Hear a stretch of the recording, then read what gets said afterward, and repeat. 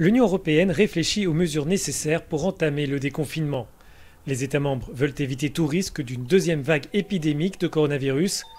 Pour empêcher ce scénario catastrophe, le traçage des citoyens par leur téléphone portable est présenté comme un outil essentiel, mais cette option soulève des questions de respect de la vie privée. Il faut être très clair si nous voulons cette solution et si elle est acceptable ou non.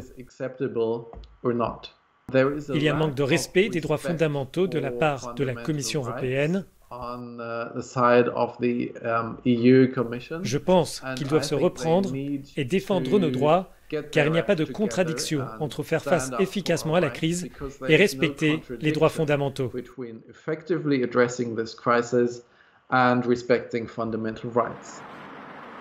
Pour répondre à ces inquiétudes, la Commission a précisé les modalités à suivre pour employer une application de traçage liée au Covid-19. Il est fondamental que l'installation d'une application soit volontaire. Nous voulons rassurer les citoyens, ces applications doivent respecter la sécurité, la vie privée, la protection des données et elles doivent être efficaces. C'est un emploi volontaire. La protection de la vie privée et des données se retrouve au centre des questionnements pour endiguer la pandémie. Le rôle des professionnels du secteur est donc fondamental dans ce débat.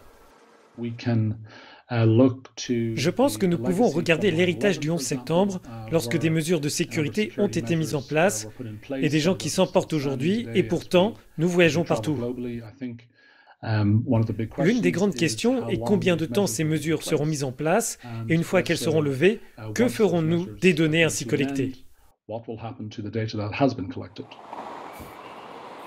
Experts et scientifiques sont mobilisés pour résoudre cette question de la vie privée.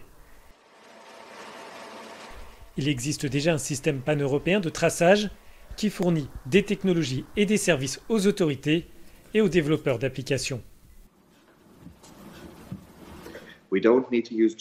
Nous n'avons pas besoin de géolocalisation, nous n'avons pas besoin de votre numéro de téléphone, nous n'avons pas besoin de votre adresse.